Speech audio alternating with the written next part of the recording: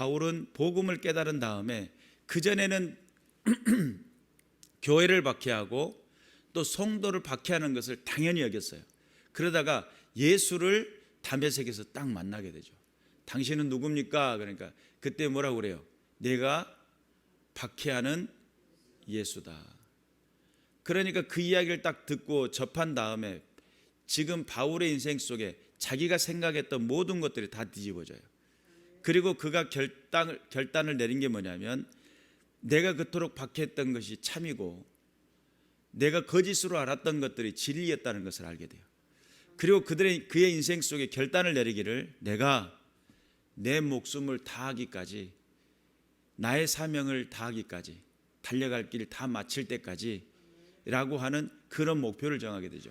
표대를 향해 달려나간다라고 하는 분명한 목적이 있었고, 예수 그리스도가 이 땅에 오셔가지고 했던 것 중에 1차적으로 죄사함, 그 다음 문제가 예수님이 부활 승천하신 부활의 사건, 그리고 그분이 장차 심판하러 오신다라고 하는 것이 그의 인생 속에 삶을 뒤집어 놔버렸어요.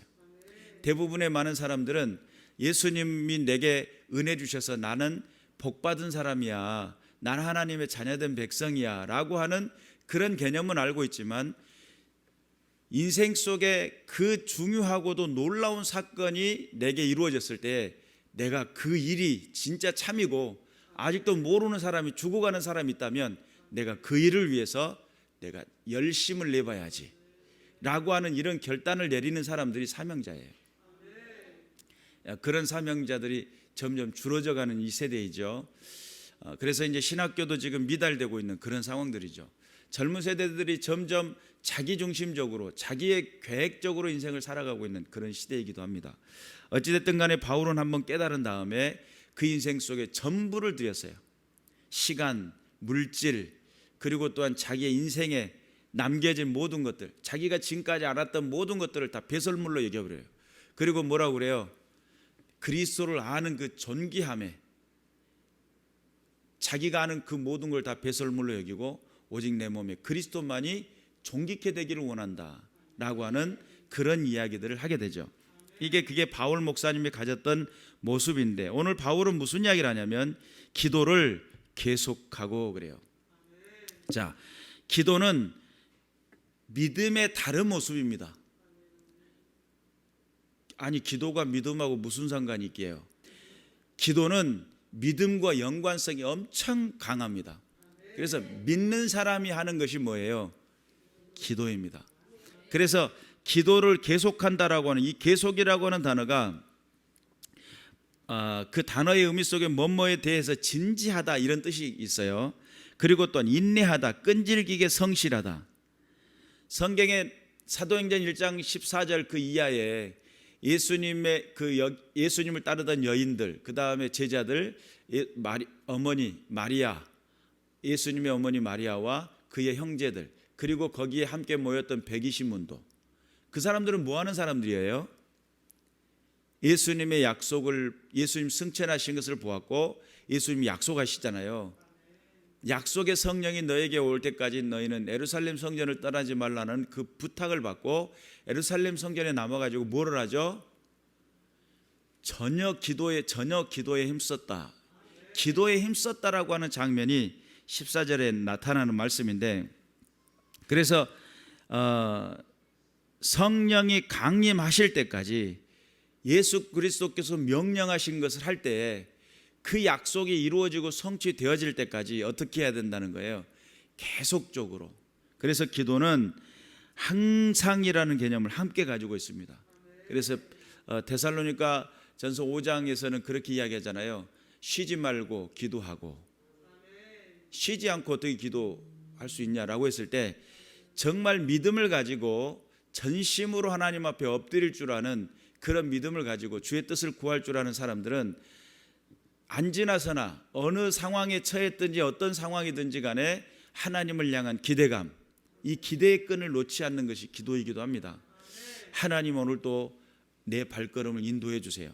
오늘 내가 누구를 만나러 가는데 그 만남을 통해 하나님의 선하신 일들을 행해 주세요 라고 하는 그 기대의 끈을 가지고 늘 주님과 더불어 함께 하고자 하는 그 마음을 가지고 갈 때 하나님의 임재가 상황에 나타나고 증명이 돼요. 그러니까 하나님의 임재가 어떤 사람은 비밀에 붙어 있어가지고 임재하는지 임재가 안 되는지 이걸 잘 모르는 사람이 있잖아요. 모래 위에 발자국이었던 그 상황들을 보면 왜 내가 고단하고 힘들 때 당신은 안 계셨습니까? 그러니까 예수님이 그러잖아요. 내가 거기를 통과할 때 너를 업고 갔다, 이런 말씀을 하잖아요. 근데 예수님은 늘상 우리와 함께 한다고 그러는데 어떤 사람은 주님이 나와 함께 한다는 그 개념을 놓쳐버리고 잊어버리는 사람들이 있더라는 거죠. 정신 차려서 주님이 나와 함께 하심을 다른 사람들이 목격하게 만들어줘야 돼요. 이게 참 쉬운 일이면서도 또 엄청 어려운 일이기도 하고, 어려운 것 같으면서도 또 쉬운 일이기도 합니다. 그래서 하나님이 나와 더불어 함께 한다라고 하는 것을 누가 알아야 돼요? 나를 대면하고 나와 함께하는 사람이, 야, 너는 하나님이 너와 함께 하시는 것 같아. 어쩌면 너의 모든 삶의 현장 속에 그렇게 멋지고 빛날 수가 있을 수 있지? 야, 대단한 것 같아 라고 너와 함께하는 그 하나님을 찬송하는, 당신이 섬기는 하나님이 도대체 어떤 분이시기에 당신은 그 고난에서도 그 역경과 환난에서도 찬송과 기도를 멈추지 않습니까? 간수가 바울과 실라에게 했던 이야기예요. 어떻게 하면 당신처럼 구원을 받을 수 있습니까? 그 단어의 의미 속에 그게 함께 다 녹아져 있는 말들이에요. 우리의 인생 속에서 하나님을 믿는다라고 하는 것, 내가 기도한다라고 하는 것, 얼마만큼 하나님을 믿고 있느냐, 신뢰하고 있느냐는 기도의 깊이가 달라져요. 평상시에 기도도 요만큼밖에 안 하시던 양반이 어떤 문제가 오니까 이게 깊이를 파려가니까 생땅을 파는 것 같이 힘들잖아요. 그러잖아요. 기도를 해보려고 하니까 평상시 기도 훈련이 안 된 사람이라, 다른 사람은 막 1시간 기도했네, 2시간 기도했는데 한 5분 기도하고 나면 할 말이 없고, 아시죠? 하고 일어난단 말이죠. 그리고 하나님 앞에 그 깊이 있는 그 내 영혼을 막 감동을 주고 그분이 나와 함께 한다는 그 은혜를 나타내야 되는데, 내 안에 주님이 함께하고 계시는지, 내 삶의 모든 상황 속에 주님이 함께하고 계시는지 이걸 나타내고 증명할 길이 없다 한다면 문제가 되는 거 아니겠어요? 내가 진짜 믿는다고 한다면, 주님과 더불어 함께 한다고 한다면, 저분은 하나님이 늘 함께 하시더라 라고 하는 이게 증명이 되는, 그래서 어떤 사람의 자녀의 권세 그러잖아요. 권세라고 하는 것이, 그 권세라고 하는 것이 하나님이 나와 함께 하셨을 때 나타나는 현상들인데, 주의 성령이 나와 함께 하셨을 때 나타나는 현상들이에요. 그 현상이 나와 더불어 함께하고 어떤 상황에 실패를 하든지 성공을 하든지 세상적으로 평가를 했을 때 성공하든지 실패를 하든지 그것과는 별개의 문제예요. 주님이 나와 함께한다는 그 개념은 내가 무조건 형통해야만이 주님이 함께하는 그런 개념이 아니라, 주님이 함께하시는 그 삶의 현장 속에 어떠한 상황에서도 흔들리지 않는 그 마음속에 평강을 빼앗아갈 수가 없고, 주님과 더불어 교제하는 그 은혜를 빼앗아갈 수도 없으며, 정말 너는 어떻게 그렇게 든든하게 설 수 있니? 라고 하는 질문을 할 때 하나님이 나와 함께 하신다니까 라고 하는 그런 분명한 확신을 가지고 있다고 한다면 그 사람을 흔들릴 수가 있겠어요, 없겠어요? 흔들기 어렵겠죠. 그런 든든한 신앙자, 변함이 없는 신앙자, 상황과 조건을 뛰어넘는 신앙자, 하나님 살아계심을 증명해 나갈 때에, 바울이 만약에 그런 자기가 형통하는 것만이 하나님이 함께하는 거라고 했다면 바울이 3번 태장을 맞고 5번 매를 맞고 뭐 이런 것을 했겠어요? 돌에 맞아 죽을 뻔하고 파선의 위험을 당하며 강도의 위험을 당하며, 아니 정말 그의 인생에 다른 사람이 봤을 때 한 번만 겪어도, 한 번만 40에 하나 감한 매를 한 번만 맞아도 오메 저거 하면 안 돼, 이렇게 해야 되는 그런 상황이에요. 그럼에도 불구하고 그에게 세상 사람들이 봤을 때 그는 실패자고, 세상 사람들이 봤을 때 그는 철저하게 비루한 인생을 살아가고 있는 것처럼 보여져요. 왜요? 돌에 맞아가지고 죽었다고 내칠 정도가 됐으니까요. 그런데 그는 나는 강한 자라고, 세상 가운데 나는 약해 보이나 나는 강한다, 주 예수 그리스도 안에서 강한 자예요. 주님이 나와 함께 하시기 때문이다. 담대함을 가지고 있었던 사람이에요. 인생의 목표가 분명했고요. 나갈 길이 무엇인지를 명확히 보던 사람들이에요. 그러니까 우리가 기도는 다른 믿음의 다른 모습인데 이 믿음을 가지고 기도하는 자리에서 어떻게 해야 되냐면 계속적인 기도, 멈추지 않는 기도, 끈질긴 기도, 이런 기도가 일어나시기를 주님의 이름으로 축원합니다. 두 번째로 생각할 수 있는 것은 신전의식. 신전의식이 뭐예요? 하나님 전에 나와 있다는 의식이에요. 요즘은 이제 신전의식이 많이 작아져 가지고 내가 하나님 앞에 있다는 면전의식, 하나님 나를 보고 계신다는 그런 면전의식들이 많이 사라졌어요. 그래서 자기 중심적으로 해석하고 자기 마음대로 행동해 버리는 경우들이 많아요. 옛날에는 그렇게 했다가는 구약시대 때 제사장들도 방울 달고 들어갔다가 범죄한 사실이 일어나면 끌려나가잖아요.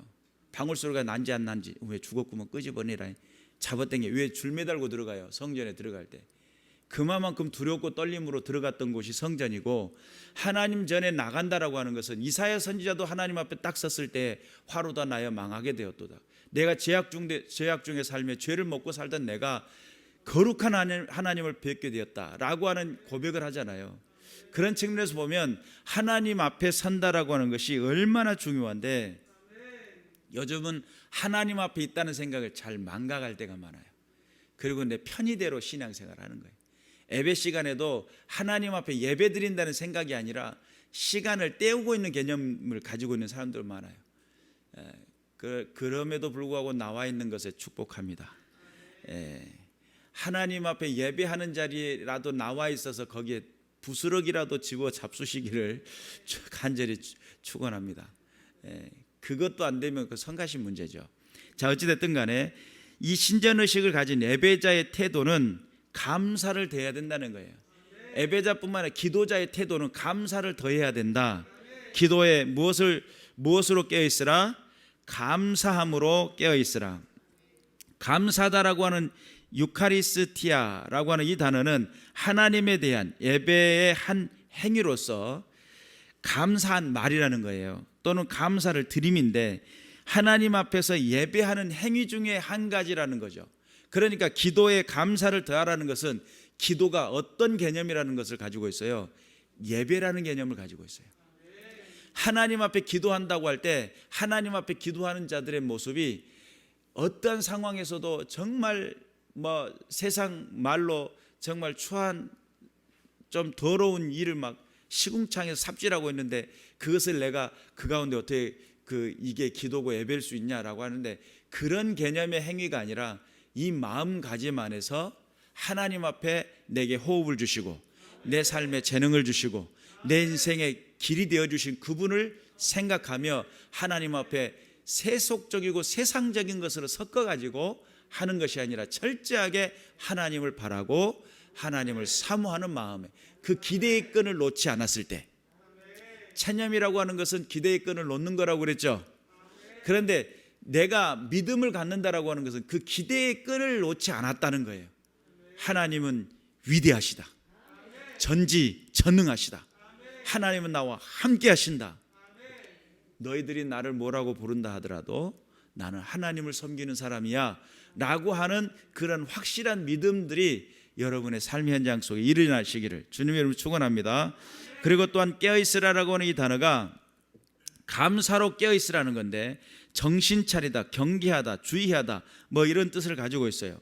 그래서 정신 차리고 주의하고 깨어있는 상태를, 깨어있는 것을 말하는데, 깨어있을 때에 대충 깨어있는 것이 아니고 정신을 차리고 있고 아주 경계하고 있다는 거예요. 도대체 기도하는 사람들은 무엇에 대한 경계가 필요할까라고 할 때, 제가 지난주에 기도의 방해 요소에 대한 이야기를 했죠. 기도의 방해가 되는 것 중에 가장 큰 것 중에 한 가지가 악한 영, 어둠의 권세, 마귀의 역사예요. 기도하는 사람이 기도를 못하게 방해하는 것, 이 생각 속에 악한 영, 어둠의 권세가 자꾸 분주한 생각, 또한 오지랖이라고 하는 것을 자꾸 불어넣어줘요. 그리고 생각하지 분수의 이상의 것을 생각하게 만들고 자꾸 다른 것에 대한 생각에 염려로, 근심으로, 그래서 하나님 앞에 집중하고 진지하게 하나님 앞에 뜻 앞에 엎드려 기도하는 그런 기도의 자세가 아닌 다른 걸로 바꿔버리는, 악한 영 어둠의 권세가 있다고 그랬죠. 그리고 또 두 번째 뭐가 있다고 그랬어요? 죄의 문제라고 그랬죠. 죄에 대한 문제가 있다고 그랬어요. 죄가 있으면 어떤 현상이 일어난다고 그랬어요? 하나님과 나 사이에 하나님의 손이 짧아서 구원치 못한 게 아니라는 거예요. 이 죄악이 하나님의 얼굴을 가려버려요. 귀를 듣지 못하게 만들어버리고요. 그러니까 죄는 하나님께서 얼마나 싫어하시냐면 독생자 예수 그리스도가 십자가에 죽으시기까지 싫어하셔요. 죄의 개념이 뭐라고 그랬어요? 하마르티아라고 해서 관역에서 벗어난 것을 죄라고 그랬잖아요. 그런데 관역에서 벗어났다라고 하니까 이 관역에 벗어난 것이 죄구나 이렇게 생각을 했어요. 그런데 이 죄악의 개념을 딱 이해하고 보니까 죄악이라는 것은 하나님으로부터 떠나고 분리한 것이 죄인데, 하나님으로부터 떠나고 분리한 것이 죄가 어떻게 양상으로 나타나냐면 죄의 꽃, 타락의 꽃은 어떤 관계를 만들어내요? 관계 속에 어그러짐을 만들어내요. 이해가 되셔요? 그래서 죄진 사람들이 관계가 순탄한 사람들이 별로 없어요. 하나님과 반목하고 하나님과 거스리는 사람들이 관계 속에서 자기 욕심과 자기 주장을 강하게 어필하다 보니까 결국은 하나님은 서로 용납하고 용서하고 서로 사랑하라 이런 메시지들을 가지고 있는데, 하나님의 말씀에 순종하는 사람들은 용납이라는 단어가 무엇인지 알아요. 용서라는 단어가 무엇인지 아는 거예요. 그런데 그것이 안 되고 계속 피를 흘리고 상대방을 소송하고 마음을 괴롭게 만들고 그들의 심령 속에 아픔을 가져다 주고 계속적인 걸 반복하다 보니까 이 사람은 누구를 모르는 거냐면 하나님을 모르는 것과 같은 이치가 돼버려요. 이해가 되시죠? 그러니까 결국은 하나님과 나의 관계는 무엇으로 평가할 수 있어요? 사람과 사람의 관계 속에서 그것이 평가가 될 수 있어요. 그래서 요한일서 같은 경우는 뭐라고 표현하냐면 내 하나님을 사랑한다면서 내 보이는 형제를 사랑하지 아니하면 하나님을 사랑하는 것이 거짓말이래요. 어떻게 보이는 형제를 사랑하지도 못하면서 보이지 않는 하나님을 사랑한다는 거냐는 거예요. 네가 정말 하나님을 보이는 것처럼 하나님을 진정한 믿음을 가지고 사랑할 줄 안다면 어떻게 한다는 거예요? 너 형제의 그 비루함을, 그 형제의 그 가난함을, 그 형제의 그 고통을 이해하고 받아들이고 그와 더불어 함께 나눌 줄 아는 그런 사람이 될 거라는 거예요. 그것이 하나님께서 우리에게 목적하신 바예요. 그러니까 창세기 6장에 보면 강포하고 폐괴함을 심판하겠다고 작정을 하고 물 심판을 내려버리잖아요. 그리고 지면에서 모든 사람들을 다 쓸어버리고 최종 8인만 남겨놔요. 그것이 노아의 식구들이에요. 여러분, 그러면 심판의 기준을 딱 보니까 하나님과 어그러지고 거스리는 것에 대해서 이야기하는 것이 아니라 강포하고 폐기한 것을 주목했어요. 하나님. 바벨탑 사건에도 그래요. 우리가 흩어짐을 면하자, 이들의 경영을 앞으로 더 이상 우리가 막을 길이 없다라고 할 때 그들이 경영은 하나님과의 적대 관계를 쌓는 거예요. 그런데 여러분, 지금도 마찬가지지만 당시는 어떤 특별한 어떤 기구들이 없었기 때문에 탑을 쌓을 때 모든 사람들이 한결같이 동원돼야만 돼요. 이 사람들이 선한 생각을 가지고 하면 좋은데 굴림했다는 거예요. 니무롯이라고 하는 사람은 특별한 사냥꾼이에요. 사람을 사냥한다는 거죠. 사람 위에 군림한다는 거예요. 그리고 조종을 하고 말을 안 들으면 죽이고, 그래서 하나의 세상적인 나라는 인간의 최종적인 높이, 최종적인 위에 있는 것이 인간이에요. 자기들이 신인 거죠. 그러니까 그것의 모습을 보면서 하나님은 벌하기로 작정을 하죠. 우리가 알아야 돼요. 하나님은 하나님을 알고 하나님을 기억하고 하나님 안에 살아가는 사람들, 관계의 어그러짐을 용납하지 않으세요. 예수님 비유 중에 그러잖아요. 1만 달란트 탕감을 해놓고도 100데나리온을 탕감하지 않으니까 감옥에 가둬버리잖아요.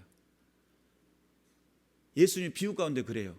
그러면 우리의 관계 속에서 1만 달란트의 탕감을 받을 정도로 너그러우신 분이, 탕감을 해줄 정도로 너그러우신 분이 100데나리온, 관계 속에 어그러지고 관계 속에 멱살 잡고 관계 속에 감옥에 가둬버린 그것에 분노하시는 분이에요. 야, 너는 그토록 용납을 받았고 그토록 용서를 받았던 네가 그렇게 짜잔한 짓거리를 한 거야? 이렇게 물어오는 거예요. 우리 안에 하나님의 사랑을 실천하고 이행할 줄 아는 그런 분명한 믿음들이 우리 가운데 일어나야 될 줄로 믿습니다. 하나님 살아계시죠? 그래서 깨어 있으라는 거예요. 그리고 이 기도가 깨어 있음으로 인해 가지고 오늘 바울은 기도하되 우리를 위하여 기도하되 하나님의 전도할 문을 우리에게 열어주사 그리스도의 비밀을 말하게 하시기를 구하라. 내가 이 일 때문에 매임을 당했노라. 그리하면 내가 마땅히 할 말로서 이 비밀을 나타내리라.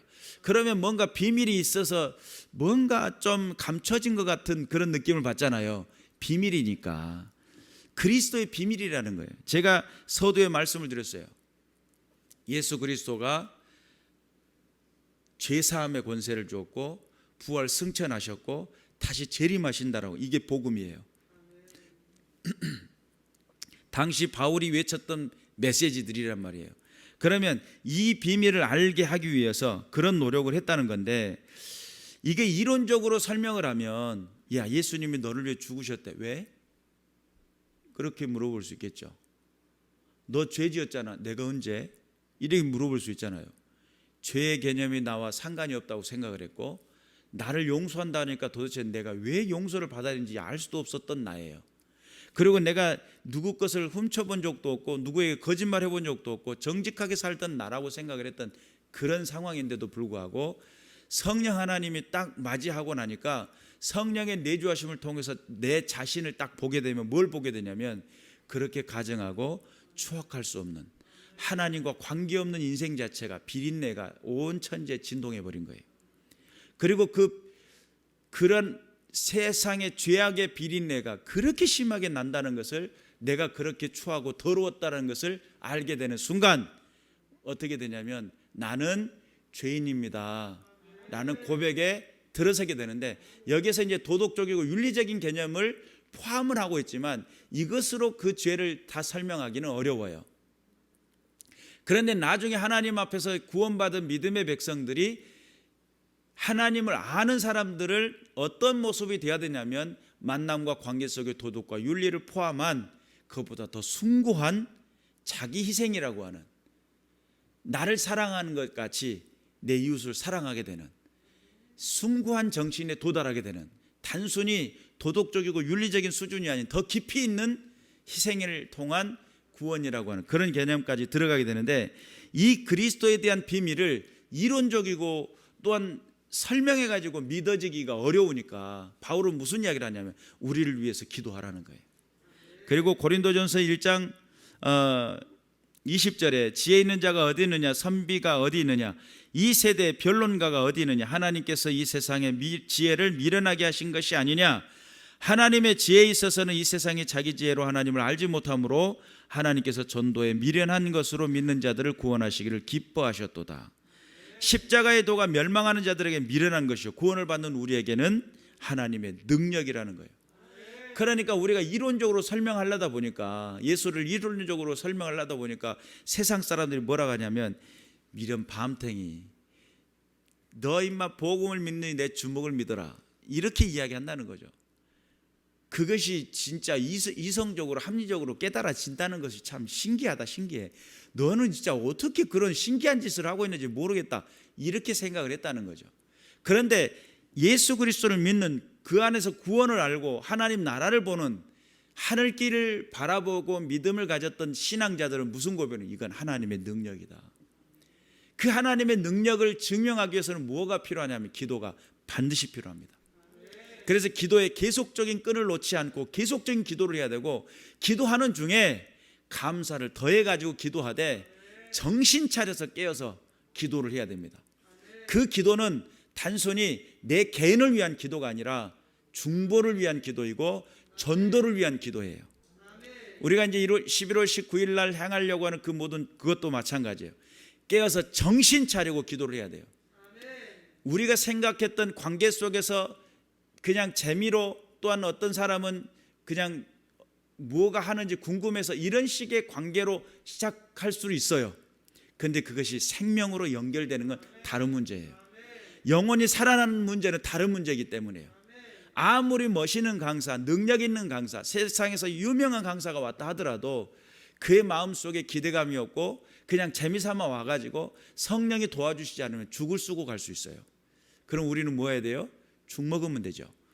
그런데 우리가 정말 그 가운데 생명을 보고 능력을 보려고 한다면, 하나님 나라를 확증하는 일들이 되게 하려고 한다면 우리는 무엇을 해야 돼요? 기도가 필요해요. 어떤 기도요? 계속적인 기도, 깨어있는 기도. 거기다 뭘 더하는 기도? 감사를 더하는 기도.